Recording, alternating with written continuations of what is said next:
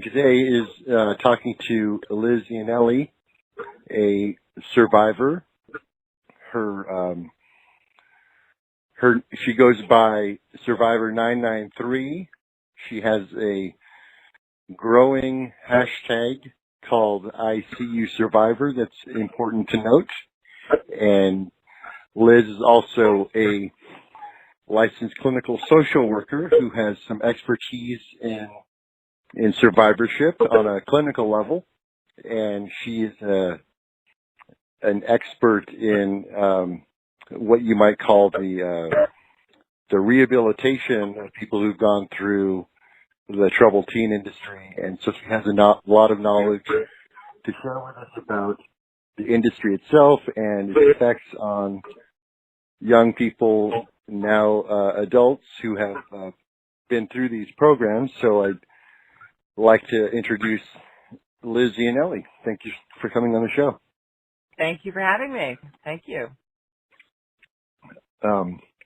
This is kind of a big deal for me. I think considering your recent inclusion in a big profile in the New York Times last week, that I think caught everybody's attention, and it had a kind of a ripple effect in this world, which I think is a really good thing.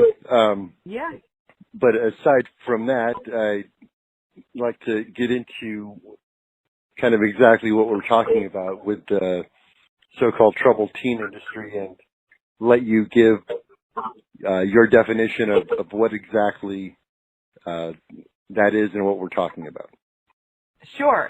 Just the first thing I'd like to note is ending up on the cover of the New York Times was very bittersweet for me because, I went into the program screaming. I came out of my program screaming, and I've been screaming for 21 years, okay? So it's great that we got the exposure and, we are here and we are here now, but the bitter part is that it took that long and it took that massive level of effort to capture the world's attention about what we've already known as the adults now who went through this as children. So it's a great thing, but it saddens me that we had to take it that far to capture the world's attention.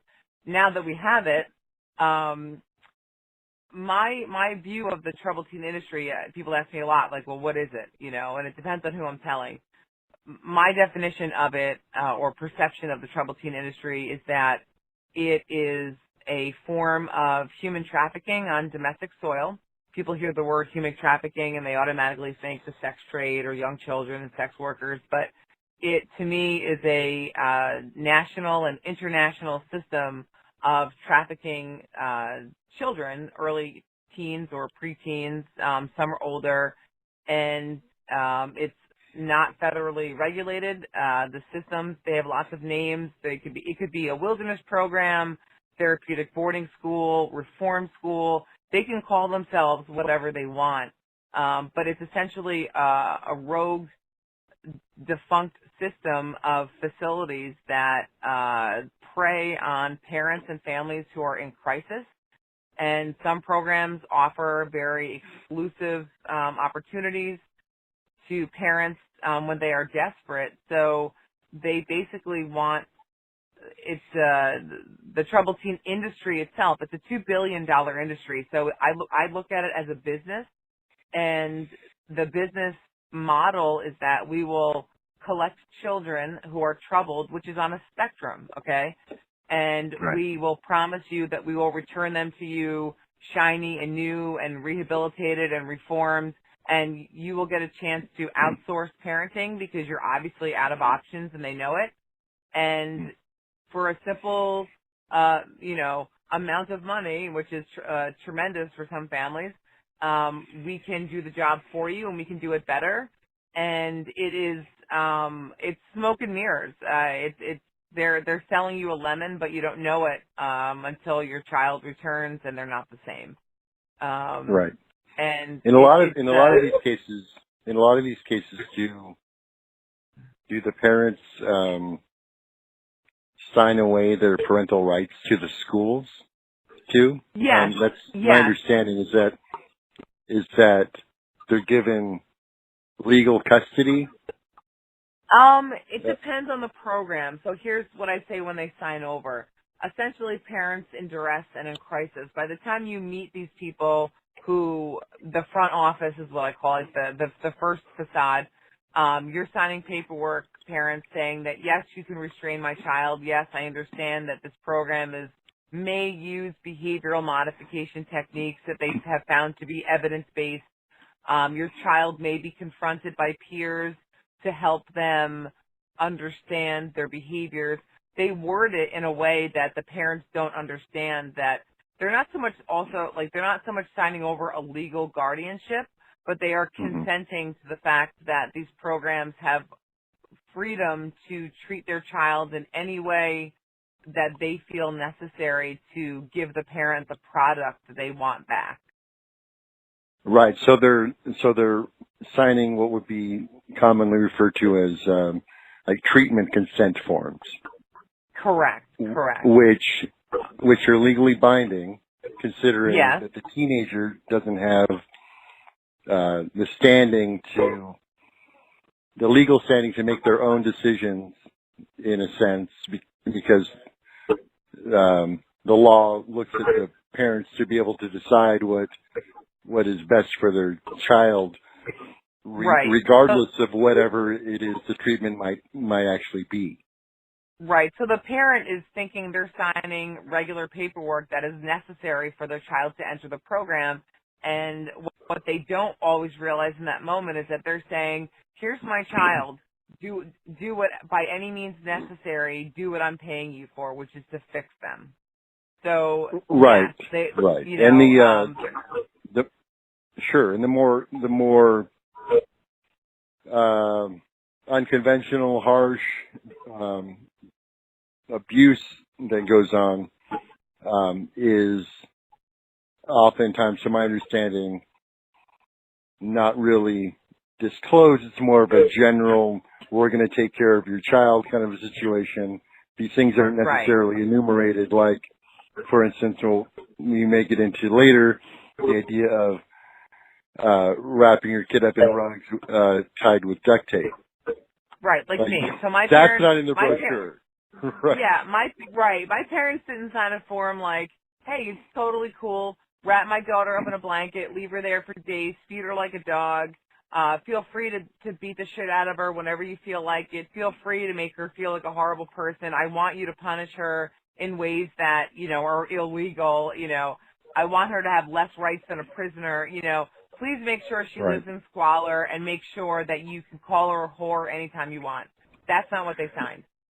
Right. You know now, so it's like, definitely, what struck me and continues to is this idea that for whatever reason, through manipulation or coercion or outright lying to parents and the public, is that the things that have been documented to have been done by facilities with children would never be tolerated, and generally aren't accepted practices with adults. Like even in prisons, people aren't treated that way. They would never be allowed to treat other adults like the way that these places treat children.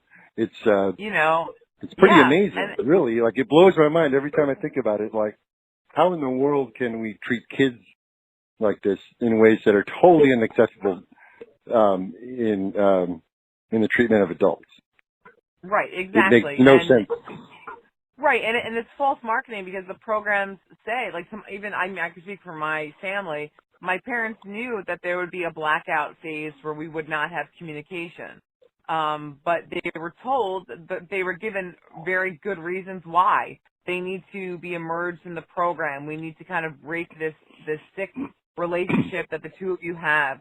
We need them to ourselves to kind of get them straightened up enough so that they can communicate with you better. So my parents were, like all parents, given the illusion that these general terms that they were saying, like, yes, I mean, they want the help, so they're not going to say, well, what does behavioral modification mean? By the time they're signing that paper, they're in so much crisis and so desperate for anyone that can help them, they're going to sign away. You know, it's right. If you've ever bought a home or sold a home, you just keep signing and signing and signing. You don't even care what you're signing. Just give me the house or get rid of the house. Like, that's kind of where you're at, you know? Sure. And I have some background in adult treatment. I'm a certified drug and alcohol tech, and I've worked in residential treatment for adults. And right. there are some circumstances, initially, especially people going through detox or getting acclimated to a particular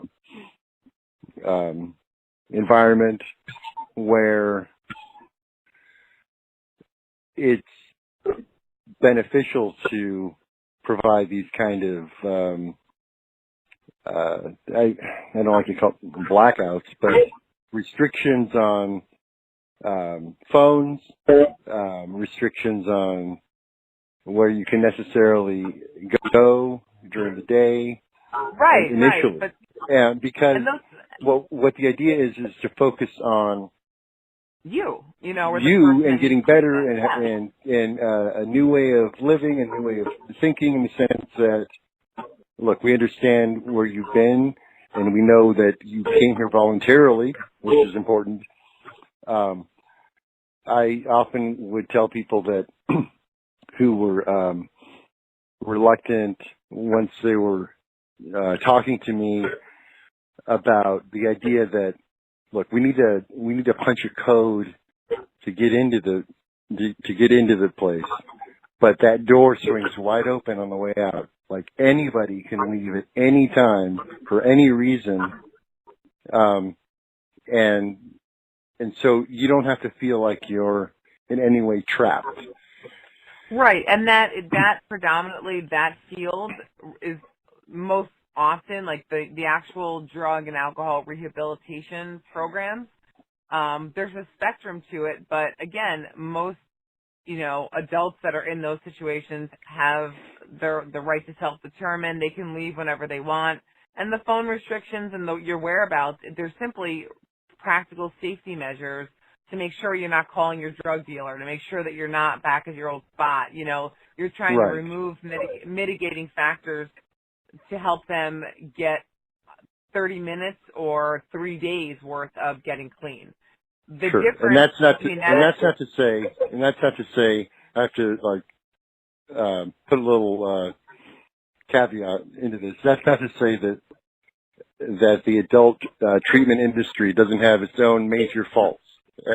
Absolutely. Right. But nothing is nothing perfect. like nothing. The world is your experiences were. Like, what led you to be transported there in the first place? It's actually kind of a laughable at this moment. It's kind of funny. Okay. And I want to just say for the record, my parents, they are good people. They were highly educated. They did their homework. They visited many different places. And so this wasn't just like, yeah, that sounds good, off you go. They, and you'll know why that's relevant in a moment.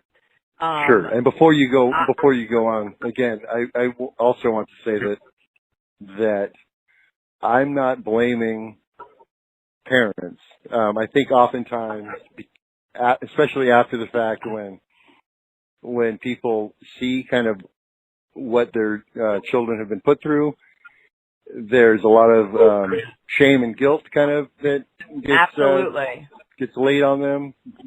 Yeah. And so they're often reluctant to speak out because,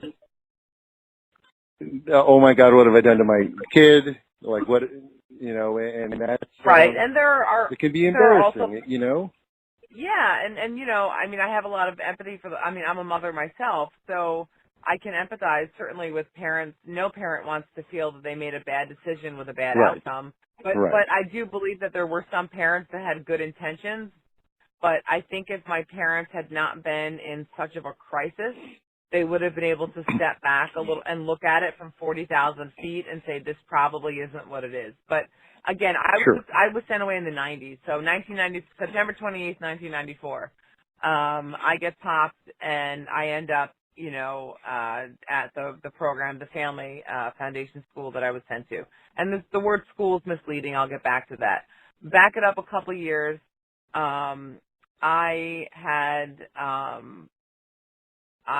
From an earlier age, I had been molested by a family member. By the time I was 12, I was experiencing a great deal of anxiety that I did not understand. I didn't have the language to express it.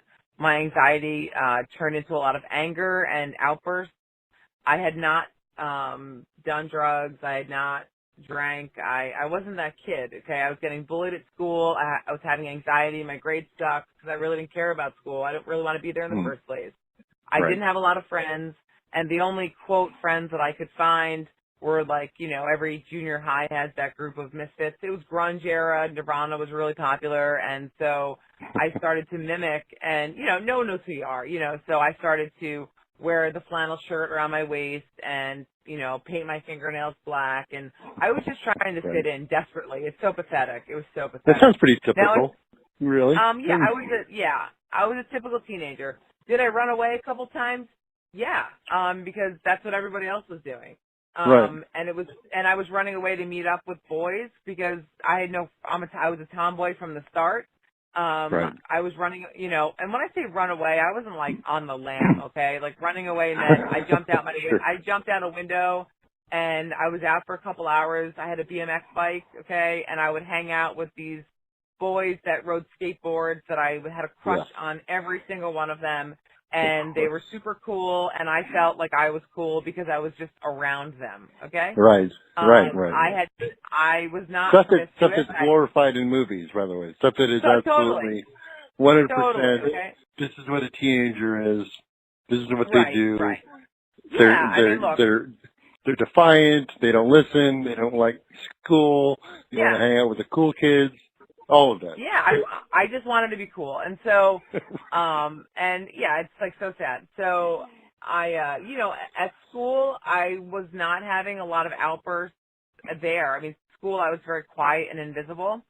But at home, my anger and anxiety was like exploding. So I was I was a teenager that was throwing stuff, swearing at my parents, I was I was acting out like, God help me. And and I was different, okay? And I was a wild horse that they could not tame. So meanwhile, now in 1994, the war on drugs was like huge. There were all those commercials. This is your brain on drugs. Like, that mom, like, I found pot in my son's room. Like, it was everywhere. So socially and in society, my parents were getting these warning signs like, is your child running away? Are they acting out at home? Are they defiant? Like, yeah, I'm a teenager. That's what I'm supposed to do. So I hadn't had sex. I did not have a boyfriend. I didn't, I hadn't done any of the I guess typical. I didn't get a chance to even get to that level. Okay, I was that uncool. So, so my parents took me to a psychiatrist.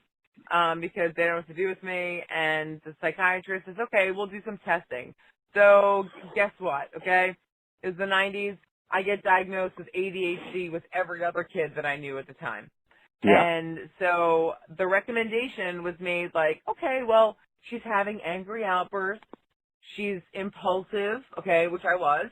I had anxiety. I had some weird stuff going on in my head. I was peculiar, okay? I was just different, all right? I did not conform to the white suburban family. I was like the picture. I photobombed their life, basically. And so they were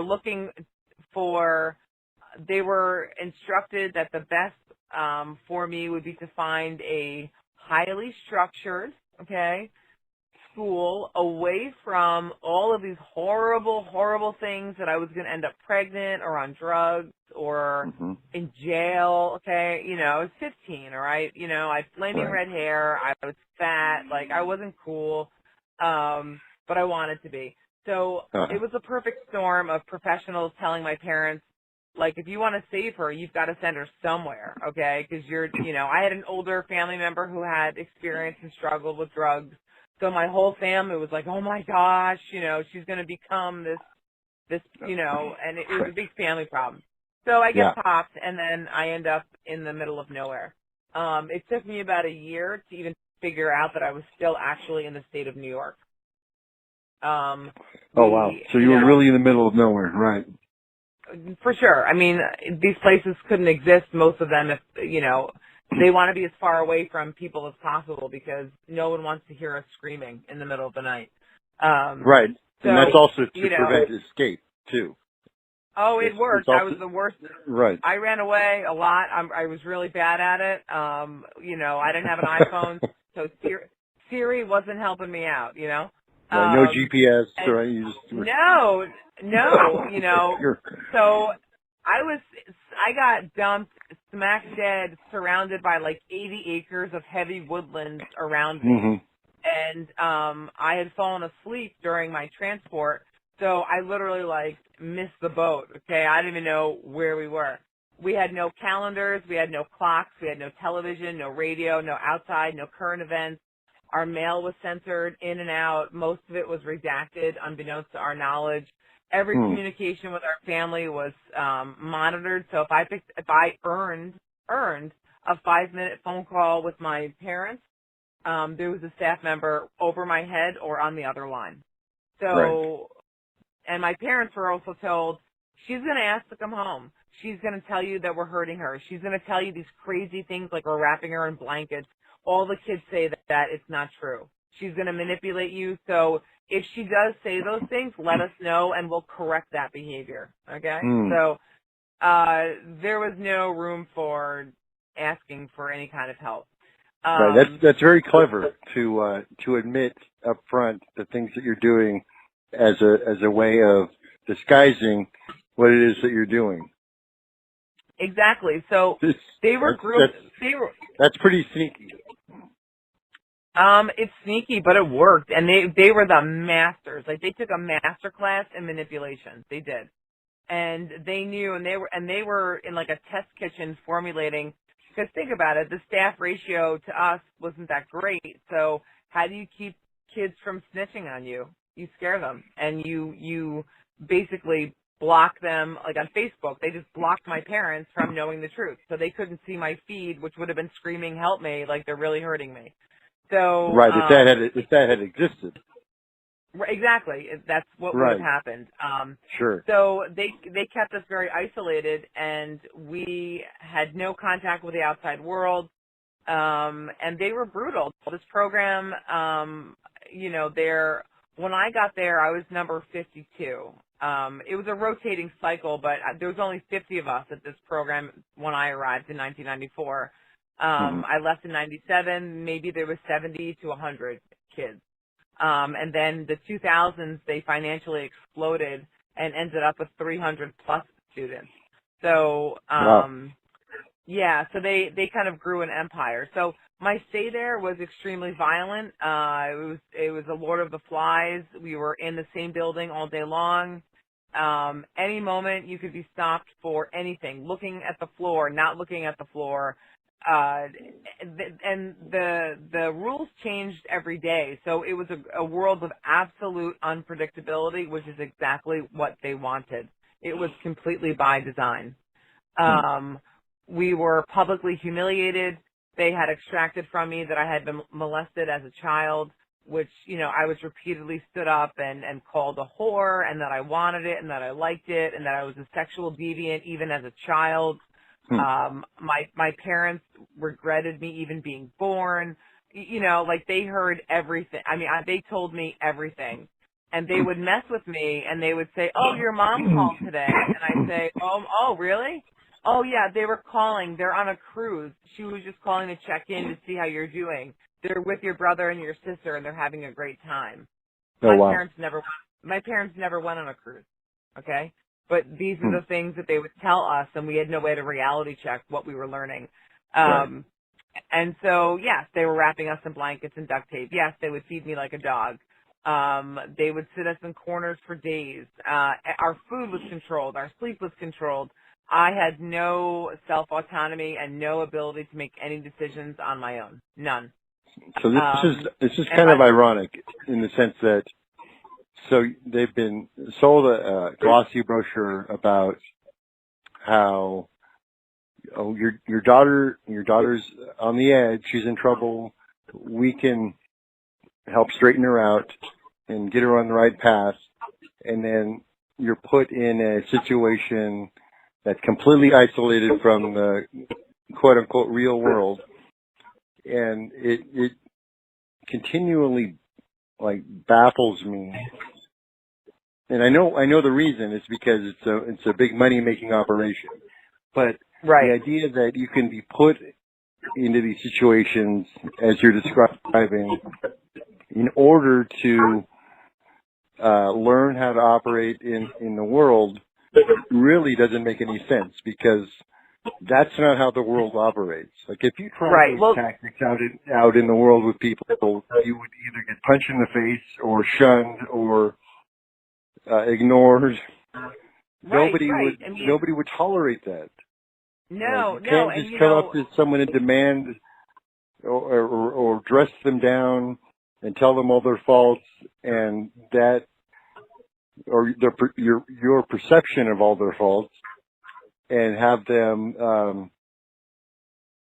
behave, so to speak. It's so strange. Really, well, it's actually it's strange, but it's actually they are the industry, the ones that run these programs. I call them evil geniuses, because the brochures would say things like, "Is your child having difficulty in school? Are they hanging around with bad friends?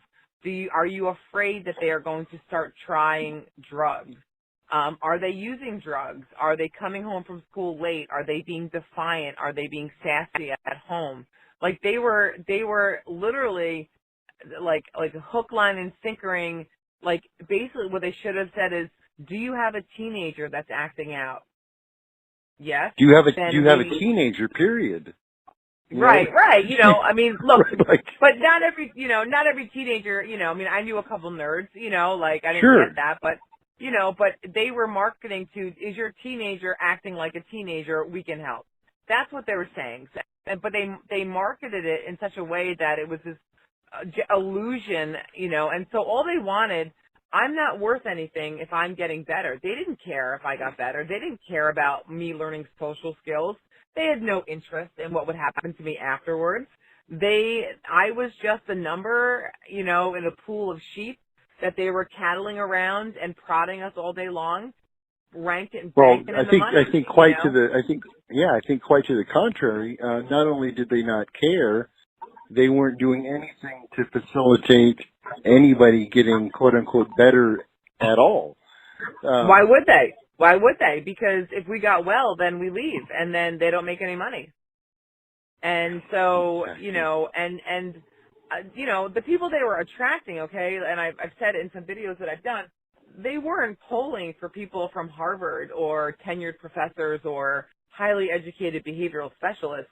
They were picking from the bottom of the barrel, okay? They were picking from adults that were basically still teenagers, but they gave them power, and they gave them the ability to, in a very sociopathic way with a deep-rooted sense of pathology, they allowed adults to come in and transfer any of their pain and their problems onto us. Like, we were emotional dumping grounds, punching bags for their problems. So It was this very cyclical system, and it's not uncommon. Are there some adults that entered into employment at these programs with well-intentions to help children? Yes. But they were very quickly radicalized to the point where when you're it's like a groupthink mentality. You are rewarded for your aggressive. The more aggressive and the more you demonstrated the ability to break us and burn us to the ground, the more accolades you received that you were doing it for our own good and that you were willing to cross that line in order to save us. So, sure, and it's not just that. I mean, when you're coupling that kind of quote unquote power with employment, you know, people get caught up in jobs that they don't like or would prefer not to have all the time, and yet they don't quit because it's paying their light bill and it's feeding their kids. More than that, my program started moving staff in and providing double-wide trailers and started providing them homes for their families.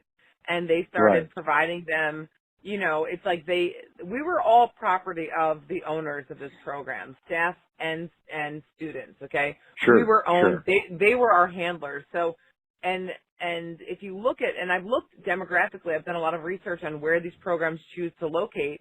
They generally go to they pull their students or children from highly affluent areas, and then they move the programs to very desolate, very challenged socioeconomic areas so that they become the largest employer, and they have plenty of bankroll to pay for the staff to come be and work there. So right. I was looking up some of this stuff myself. There are a few states that don't allow corporal punishment in public or private schools. I think Iowa is one of them, and I believe that Massachusetts is another state. So I was looking up therapeutic boarding schools just online, a search. Sure. Massachusetts therapeutic boarding schools, and there are a bunch of ads for tailored and targeted to that state, and then immediately, as you read down the ad, it explains that these programs are for kids in the state, but we're going to send you to Utah. Exactly. You know, and the reason is that isn't really disclosed. It's because in that particular state, we can't do the things that we want to do to your kid here. So we're going to move them over there, and it's presented as being beneficial because we're moving you away from your environment. But what's really going on is we're moving you to a place that we can brutalize you.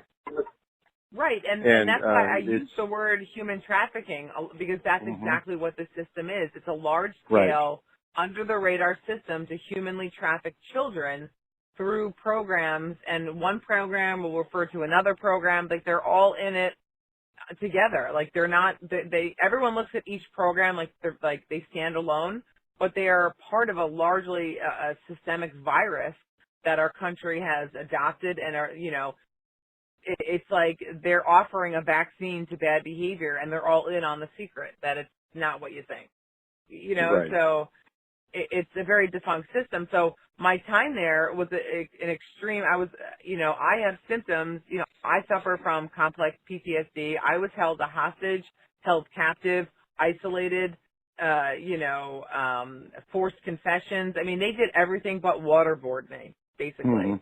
And so they had total control. By the time I left, okay, and I'm a therapist myself, and I can look back on this now and say, wow, they knew what they were doing, because by the time I left, for at least a year afterwards, I still believed truly that they could still read my mind and that they knew my thoughts.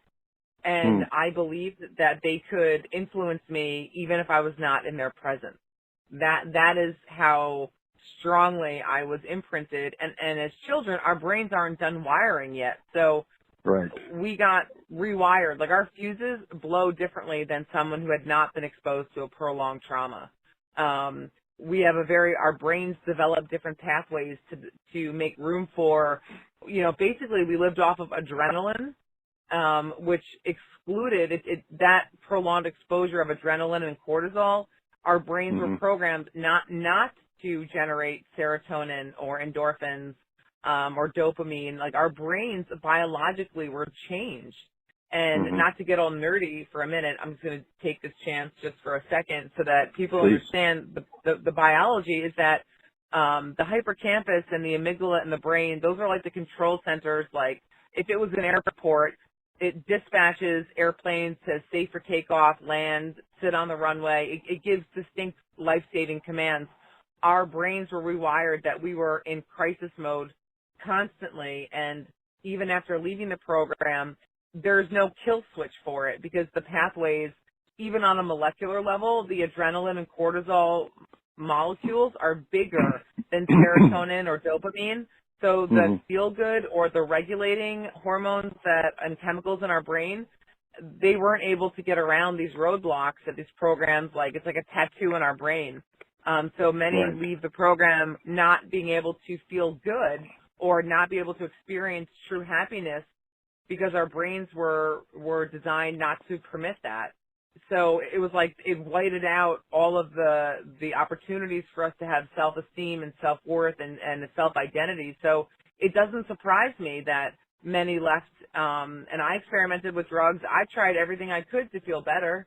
Right, after the fact. Yeah, isn't that interesting? Yeah.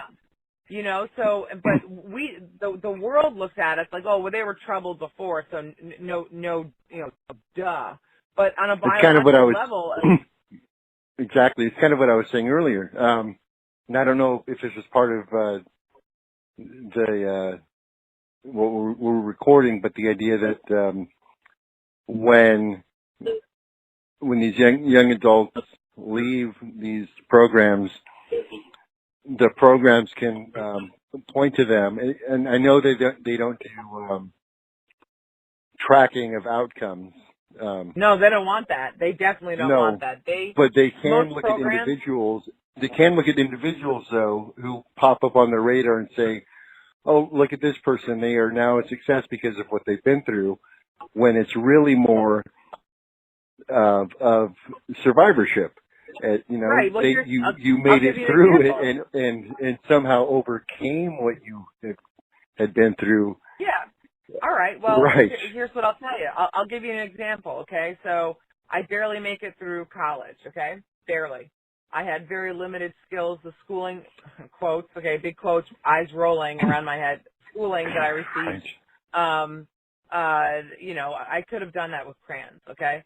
So I was unprepared for college by the time I made it there, which was not an immediate, you know, I bombed out of my first college because I hid in my room for a year because I didn't know how to even get to or use a cafeteria. I think I went without eating for like 10, 11 days because I was terrified to try and eat because I didn't know how to do it.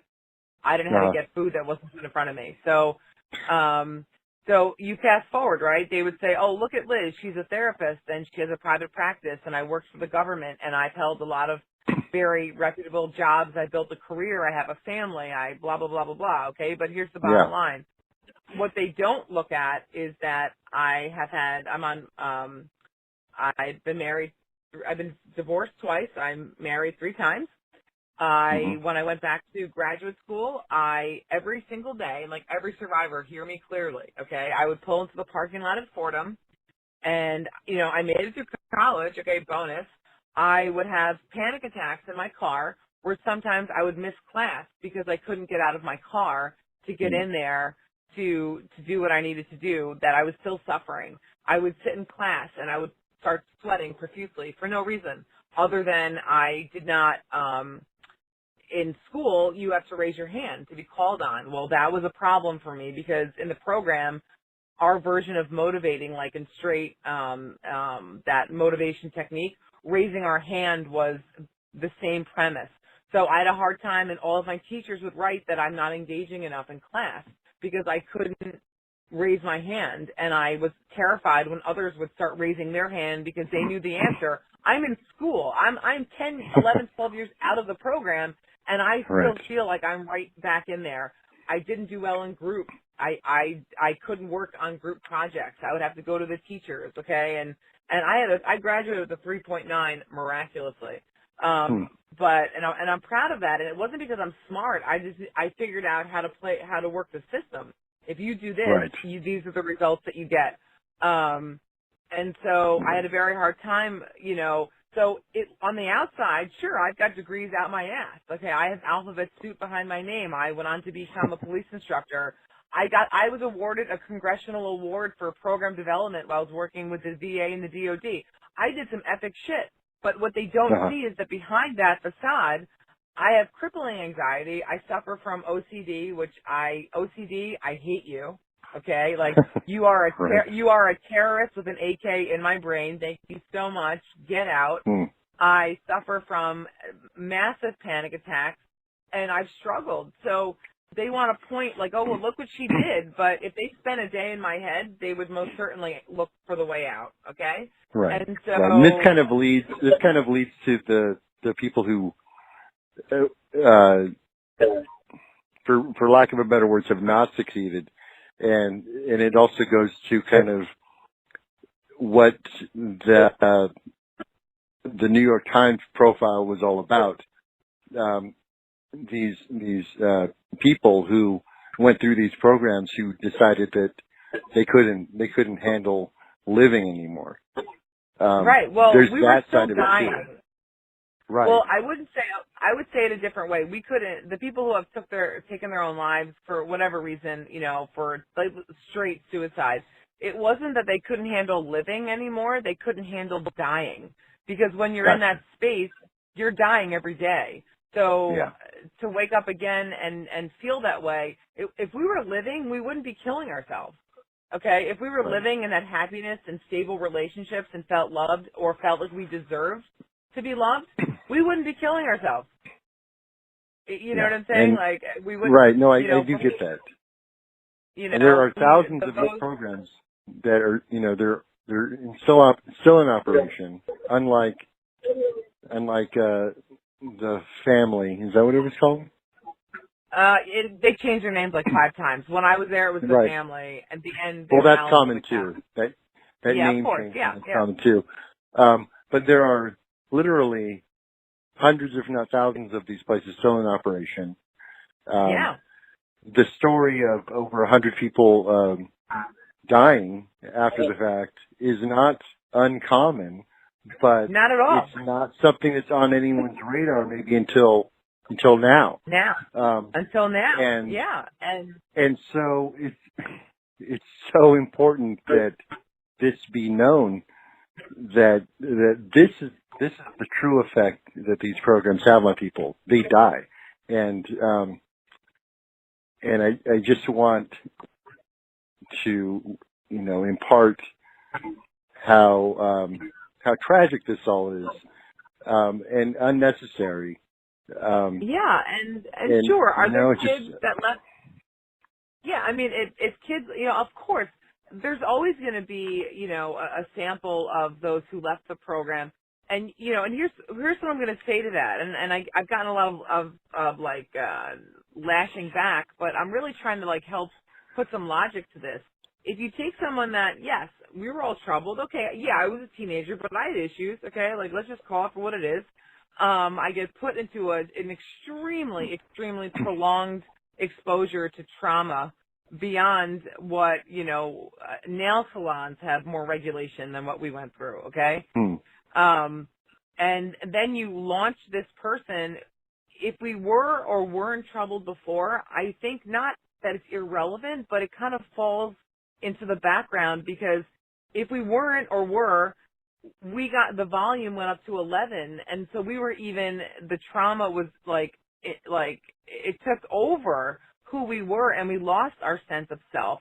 So to me, or to the survivors, it's not like a no-brainer, well, yeah, you're going to go out there and use, and yeah, you're going to go out there and get high, and unfortunately you're going to overdose or get tangled up, because now you're running from a new trauma, okay? So from the outside world looking in, oh, well, these kids are bad in the first place, so no surprise they ended up back on the drugs. But in a way, we were set up, okay? And I'm not, again, yes, there are always going to be situations where that wasn't the case. We all made our own decisions, okay? Everyone made that first decision to use or relapse or whatever, okay?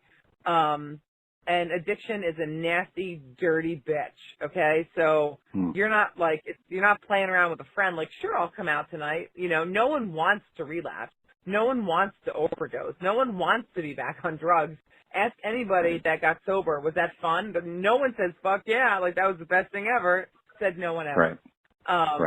So you basically launch these kids who are now in adult bodies with 15, 16-year-old brains that have been rewired, that are not firing properly, and we had to make our own endorphins. We had to generate our own comfort and numbness, because the pain that we were left with was so disorienting that from where we're looking at it as survivors, I understand. I tried. Like, I tried to be a drug addict. I just wasn't good at it.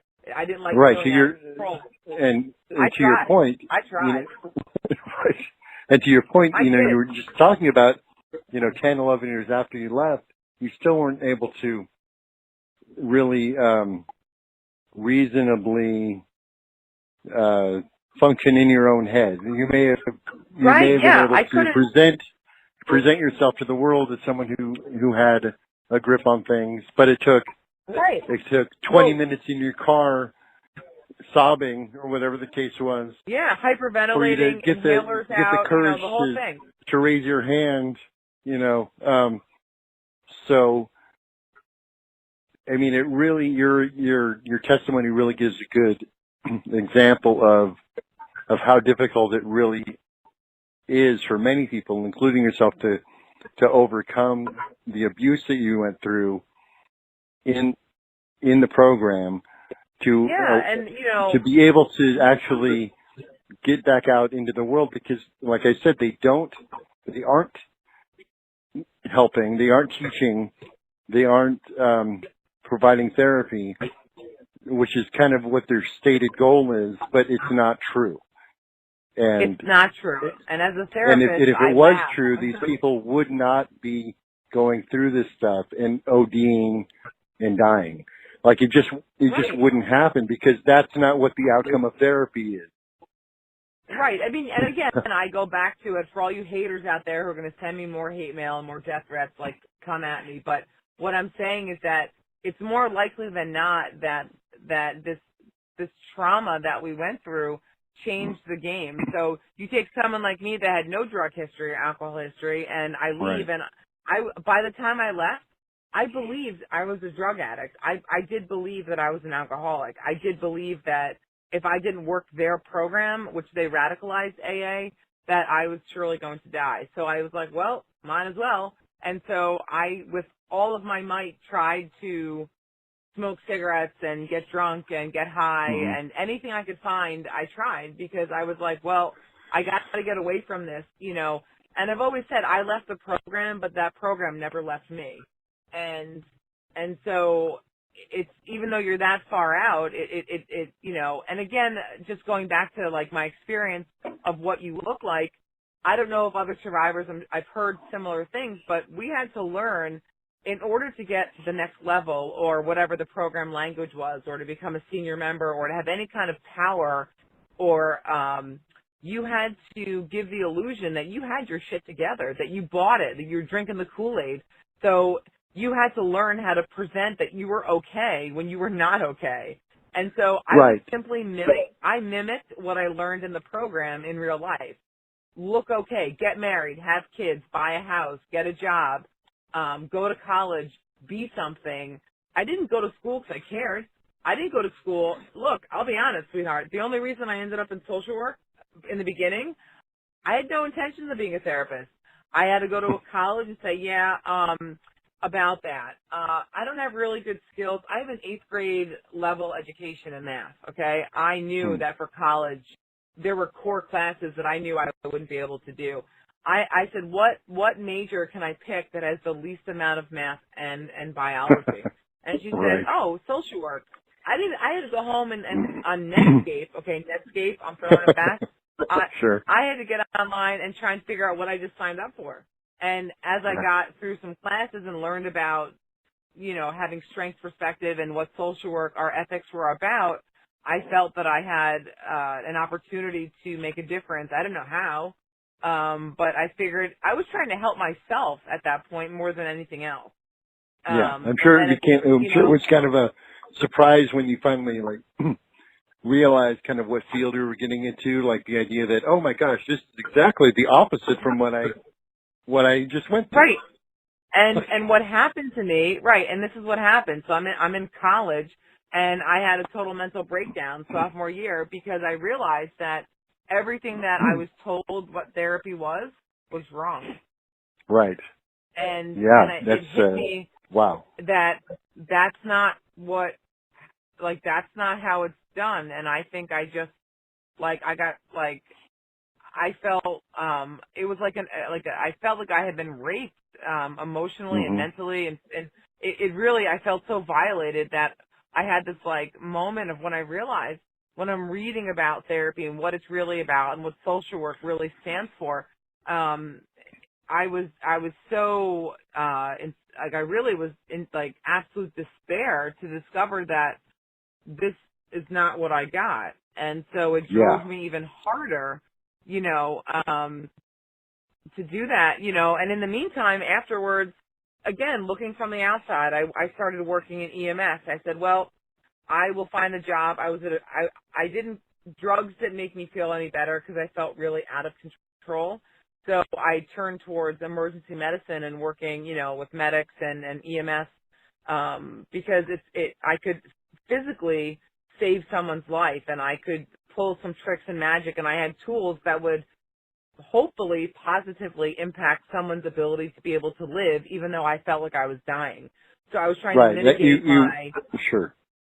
Yeah, I was that trying kind of to immediate help. Like you realized and found something that you could do that would actually instantly help somebody. Like in that moment, in that moment of crisis, that moment of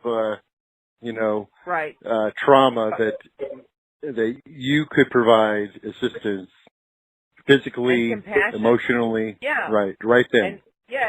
And EMS raised me. It taught me how to be compassionate under horrible situations. It taught me that that I could feel empathy for families, especially if like their child had just died or a parent died, or like the traumas and the people that witnessed it or lived through it. It raised me emotionally, and it was very comforting because I could put on a uniform and look like everybody else. I didn't stand out. And I could drive at 110 miles an hour because somebody called me, somebody wanted me. Even though it was under screwed up circumstances, it made me feel like I had some kind of worth and that I had a purpose. So EMS because that's true. Yeah, it is true. Like you don't call me for a good time, okay? You call me when it hit the fan. Like nobody calls and say, hey, how's it going?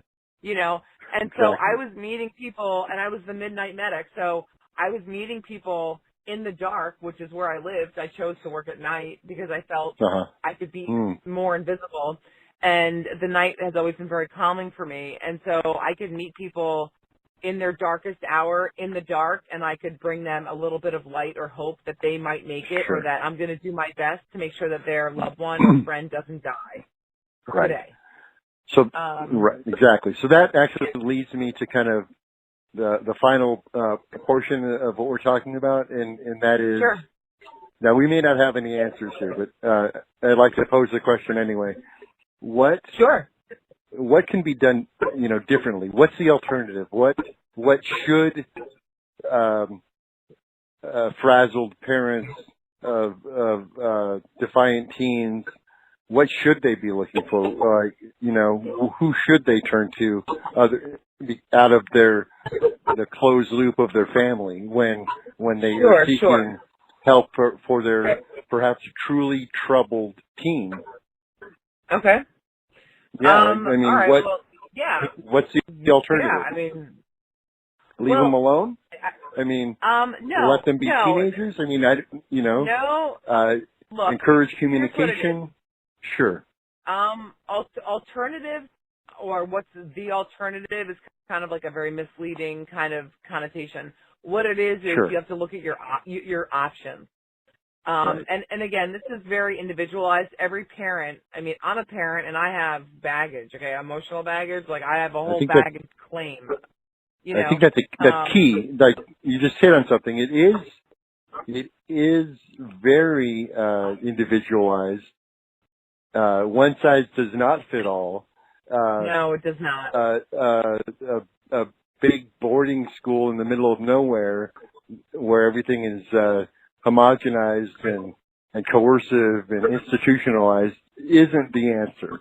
So you're right. There are individual remedies for each person who's going through whatever they're going through. Right. You have to, number one, as a parent with a child in crisis, you have to pay attention, okay? You have to look. Do not start making decisions when it gets real, okay? Do not, pay attention. And parents, it's our duty to be able to, and now we're, survivors now, many of us are parents, so my hope, that we'll do things a little differently.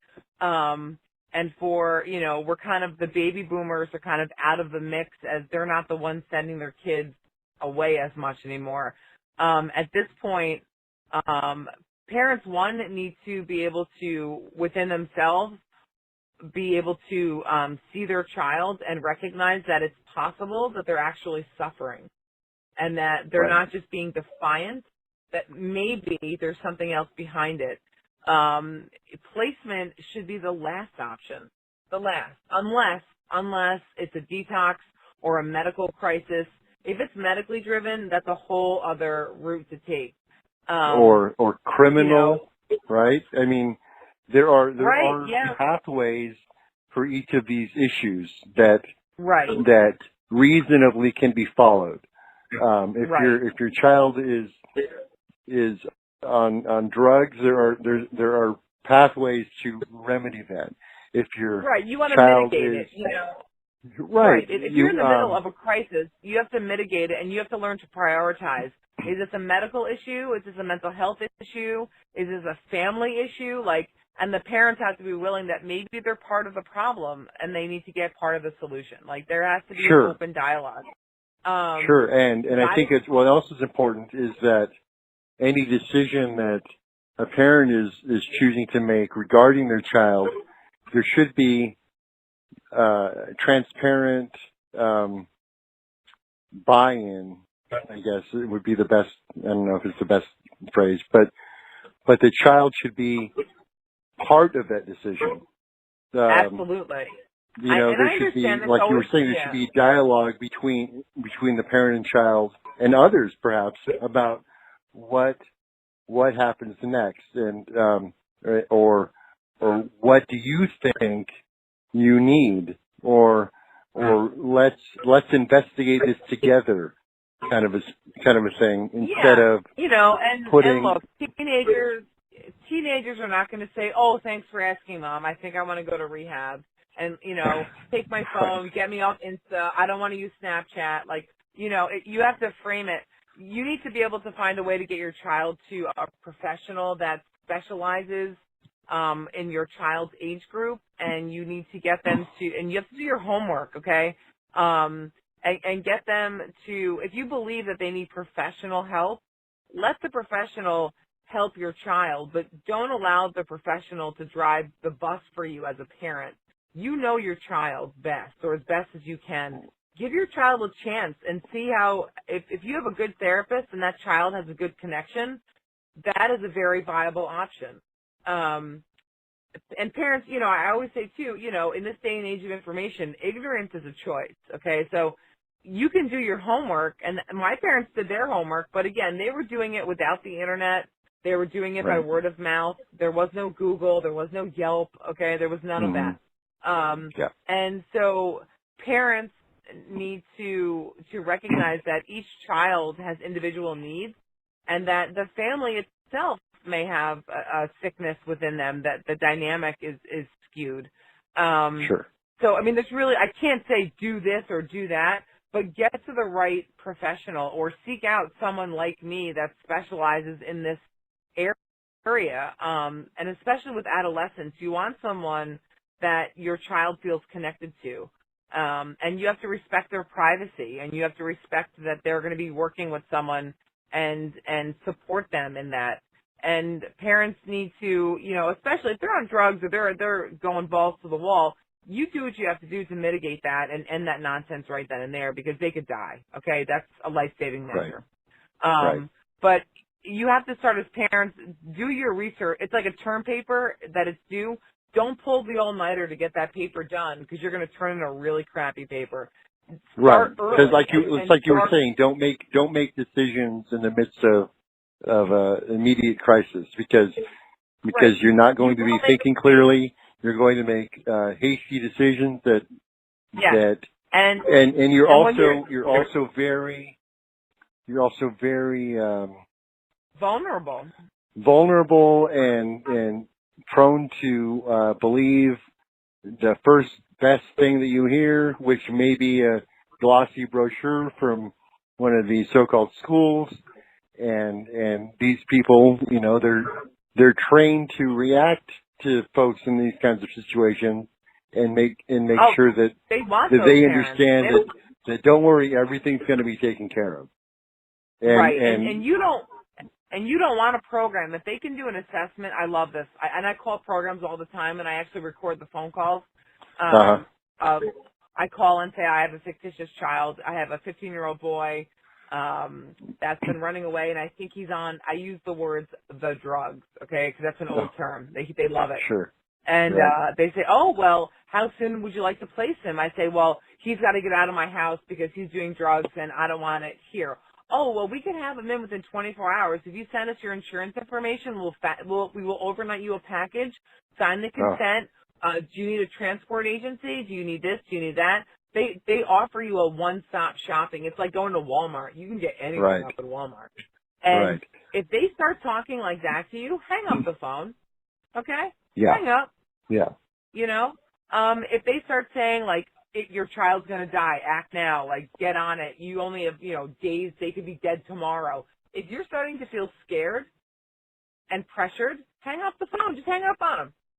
Don't even let them get that further into your head. You want a program that says, okay, well, first of all, before we know anything else, is your child in the treatment of a professional? Yes or no? If they are, can you release those records to us so our team can review to make sure that we are an appropriate fit for the needs that your child has? Can we speak with that therapist? We would like to meet with you individually, and we'd also like to meet with your child individually. Parents put more effort into searching and visiting colleges than they do turning over a minor to a program that they know nothing about. Right. One of the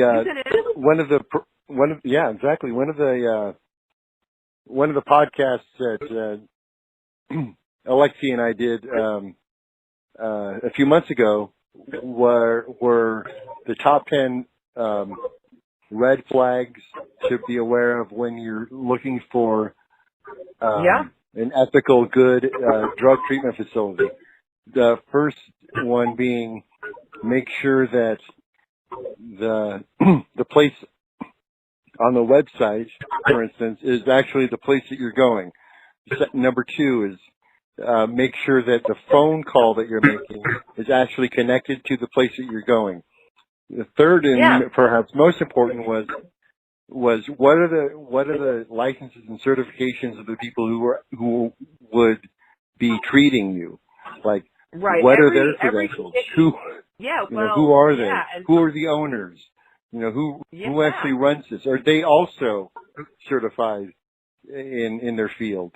And here's another one. Yeah. I just want to highlight this one. I call it the broad spectrum syndrome. If their program claims that they will take your child if they are a liar or hooked on heroin, walk away. Because it's too broad. It's too broad, and it sounds too good to be true. And if it looks pretty online, it probably is. What I tell parents, if you are dead ass about getting the best help for your child, book those plane tickets, get on a plane, rent a car, and drive up there unannounced. There you go. Like to show up. Shut up. If you want the best for your kid, then you have to man up too, and you have to show up and kind of get tough. And you are there to interrogate them. Interrogate them before they start interrogating your child when you're not there. Right. Like, Exactly. You know what I haven't found yet? I haven't found, and this kind of puts a point on it. I have not found one of these so-called therapeutic boarding schools, wilderness camps, that is good. Like I haven't found. Well, I we have only know not the found outcome. one. I haven't found one that I haven't heard. And I've talked to many people thus far from all over the country, and the stories always seem to be so similar because it's the same they're run in the same manner. And I have not found yet, and I'm looking. I'm I looking haven't too. found I haven't found a place that, you know, so big red flags, like regarding the whole industry, you know, be very wary of anybody who's trying to sell you anything regarding your child, especially when it comes to therapeutic services. And you have and even more so when they're trying to take your child away from you for whatever reason. Like, that just doesn't seem to be a good choice. No, it's not okay. If there are peer reinforcements, like if peers are allowed to reinforce your child's behavior, flag. If they cut you off from communication and mail and all that, get out of there. You know, you want a place that's going to enhance and enrich your child's experience. Don't, you know, picture your child as that, you know, I mean, I'm a working mom, you know, I work for myself, but I had to hire a nanny recently, and I've done the daycare routine with my older kids. I went to the daycares like a ninja, okay? Like, I'm going to leave the most precious little thing with you. Somehow they give the impression that because you're a teenager and you're unruly, somehow the ball gets dropped, you know? Like, I'm not going to leave my 6-month-old with some, you know, some rinky-dink program in the middle of nowhere where I can't call or show up to check on my baby. That was my experience, by the way. That was me. I wasn't in a program, but I was in a preschool that was really mean. And the remedy was my mom finding out about me being locked in a closet, and I was told that if you, like, a 3 and 4 year old misbehaving, the solution, the punishment was lock you in a closet and tell you that if you moved or made noise, a mean rat would come out and bite you. And that won't mess you up or anything. Yeah, we were hot sauced. You know, if you didn't comply or didn't do the right thing, you were made to drink a thimble of hot sauce. And finally, I guess I started acting weird. You know, strangely enough.